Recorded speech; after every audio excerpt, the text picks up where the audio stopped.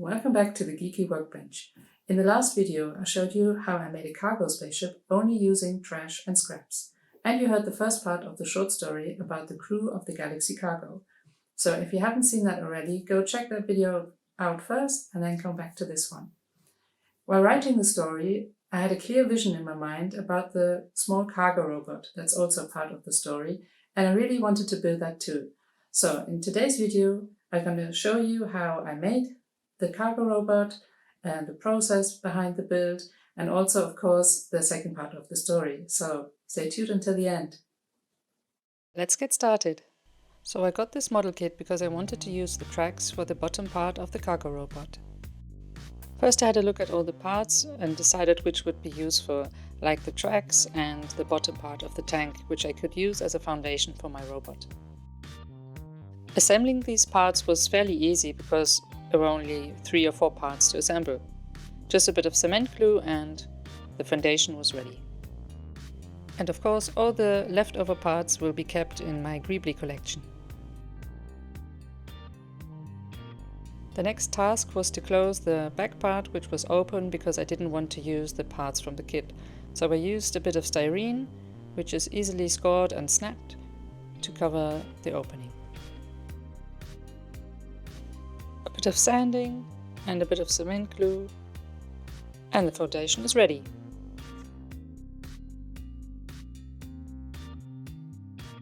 For the cargo area, I needed to close up this opening from the tank, so I got out some more styrene bits from my collection and cut one to size.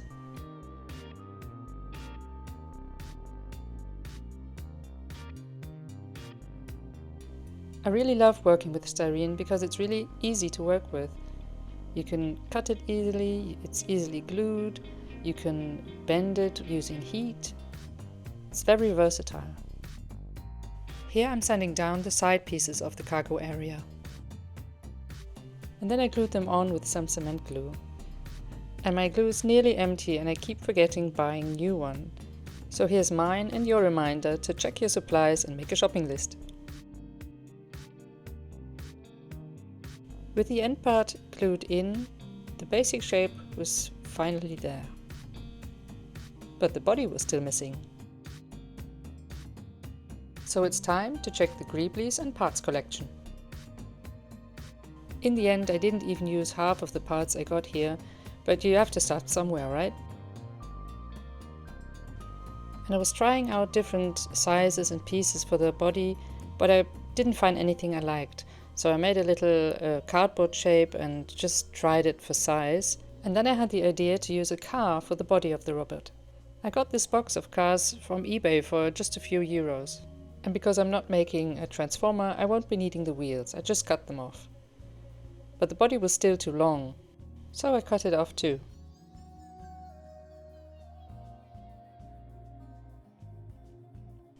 I liked the shape, but I still needed to find a solution to close the holes. So I just stuffed it with paper and then covered it with UV resin and cured it.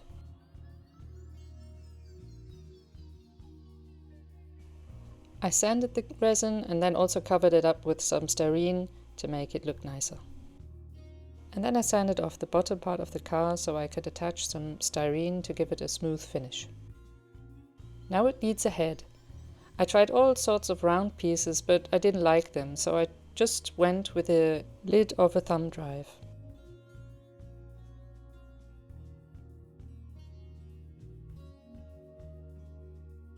I closed the back with a thin piece of styrene.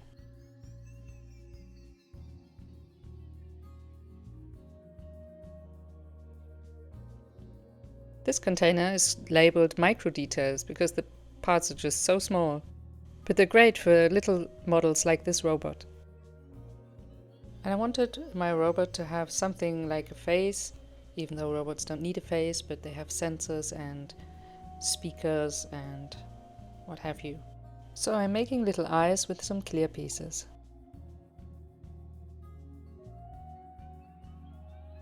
And this was the first time I started thinking about using LEDs to light up these eyes.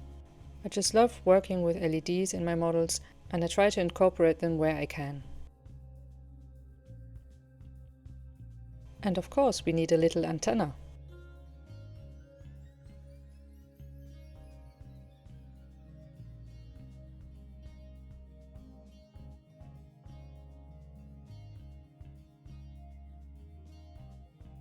Yeah, and I think that's Coco's head done.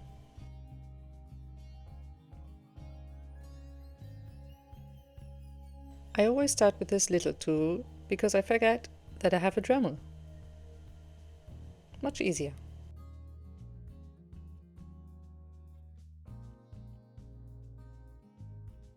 No robots were harmed in this process.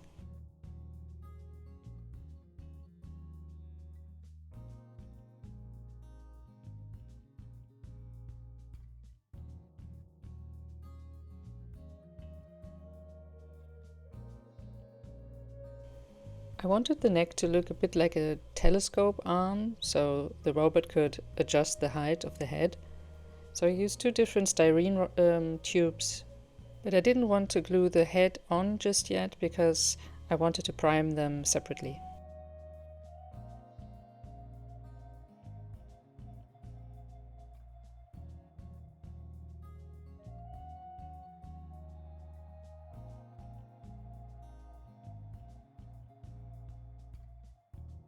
I had already made a set of arms, but they were just too thin for the body I had made, so I decided to make some new ones.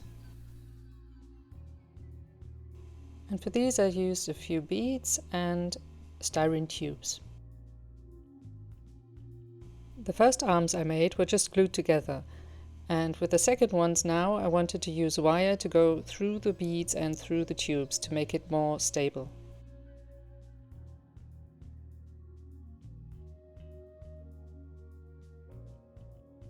And that also helped that I could decide the pose of the arm later and still see the length of the arm without gluing anything fixed yet.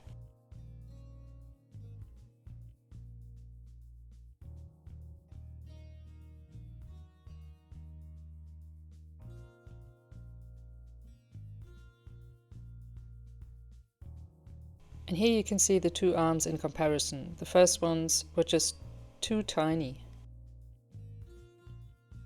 And for the shoulder sockets I used, I think they're from airplanes, the tires, parts of them. So I used those as sockets for the arms.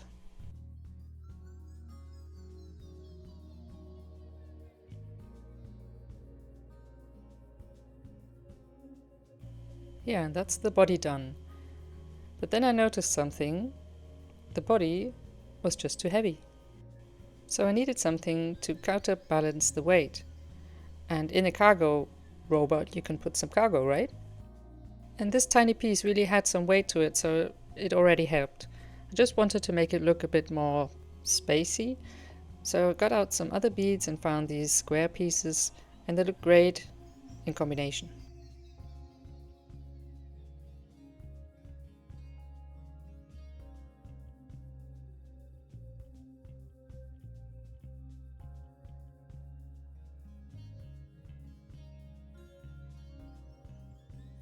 And I totally forgot I wanted to use these beads or plastic pieces, whatever they're called.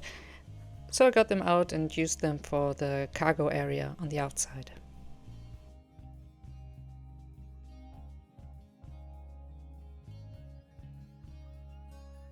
And I wanted to break up the really flat surface of the outside of the cargo area, so I added some styrene bits.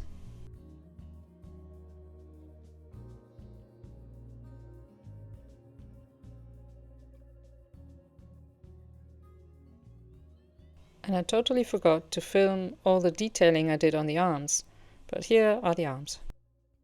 And now it's time to glue them together.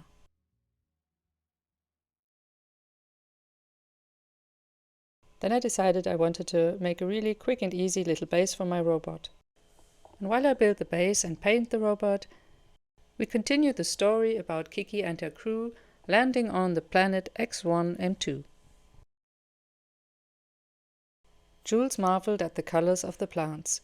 Most had reddish and orange hues, which made it look like the sun was setting. But here the sun was still very much up and shining. It was warm and the rocks reflected the heat. It felt like walking through a desert. Suddenly there was a cracking sound. Pete turned to look at Kikki and said, "What was that?" And before she could answer, the ground cracked open and collapsed, swallowing the crew.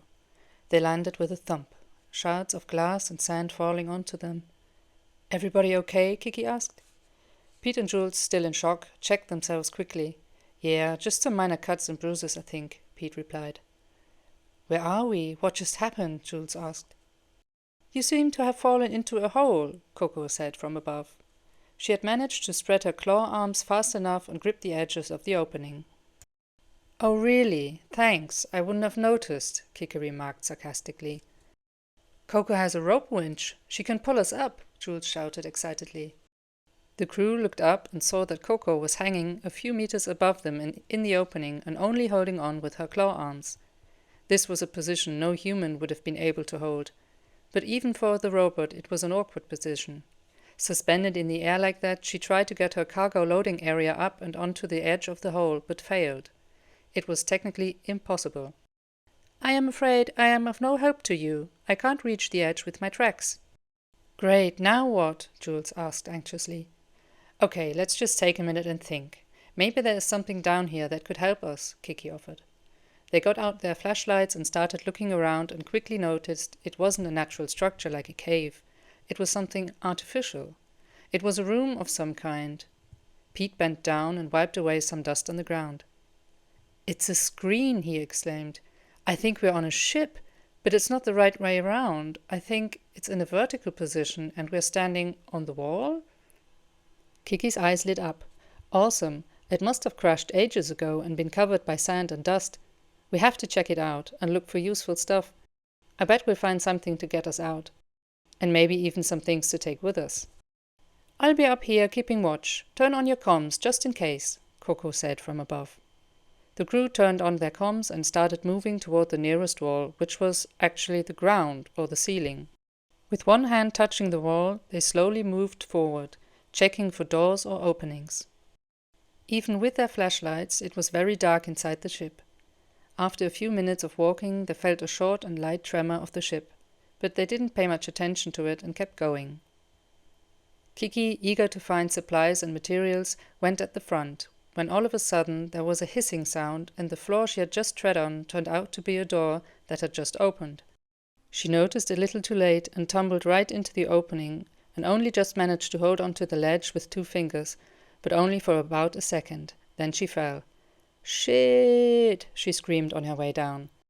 Just before she hit the bottom, the magnetic field of her bionic boots activated for a brief moment and thus cushioned her fall. "Well, glad to know the altitude sensor still works," Kikki murmured to herself while getting up. "Are you okay?" Jules and Pete shouted from above.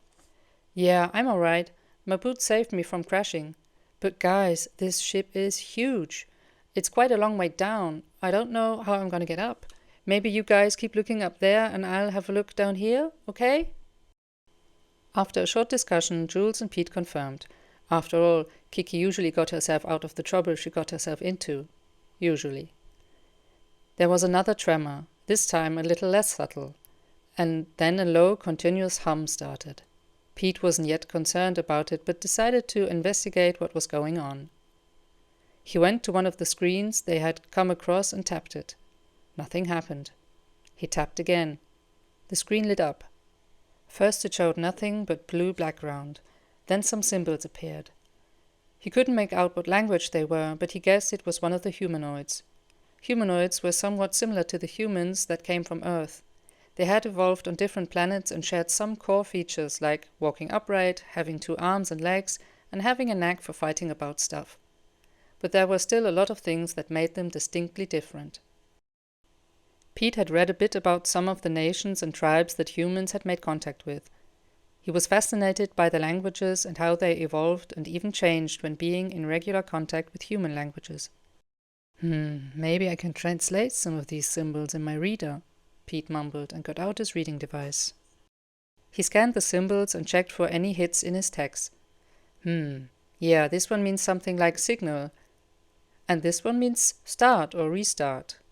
Okay, so maybe the ship is sending some kind of signal? Yeah, that or the ship is rebooting, Jules added, not quite sure what to think of that possibility. Either way, we should get off the ship soon, I think, Pete said. Jules nodded vehemently. So they went on in hopes to find some kind of rope or anything to help them get out of there. And while Pete and Jules were focused on the task, Kikki had started collecting bits and pieces she found useful or interesting. Most of which would probably not help her out right now, but were good to collect anyway, just in case. Finally, Jules and Pete found a steel cable they could use as a rope to get Kikki up. She made a makeshift harness from a piece of rope she had found and attached it to the cable her crew had let down. Kikki had stored all her finds in her backpack, and this extra weight was noticeable, making Jules and Pete huff and puff and curse a bit. But it turned out that Kikki had found something useful after all. She would use the clamp she had taken off a robotic arm as a hook so she could throw the cable up the other opening. It wasn't as easy as it sounded, though.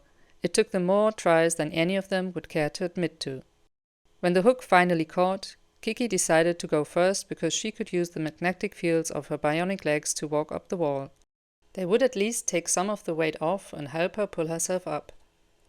At the top she used a piece of trunk to help Coco out of the awkward position she'd been holding herself in. Jules let out a big sigh of relief when Coco finally pulled her up with a rope winch. "This was fun," Kikki said, knowing too well that Jules and Pete were rolling their eyes at her. "Yeah, but let's make this a one-time thing, okay?" Jules answered. Okay, we'll be extra careful now.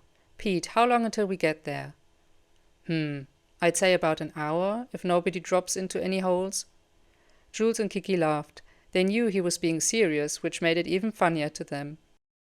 After about 50 minutes they could see some shadows and contours at the horizon. Kikki excited, "Oh look, what's that?" "Is that a building?" Jules asked. "But that's not possible," Pete exclaimed. "All data shows that this planet is uninhabited." The crew of Galaxy Cargo looked at each other for a brief moment and continued walking in silent agreement. Whoever or whatever it was, they would find out. This is where the story ends. For now. I hope you enjoyed it and the building process too. Thank you so much for watching. Make sure to subscribe and hit the notification button so you know when the next video is out. Thanks again for watching.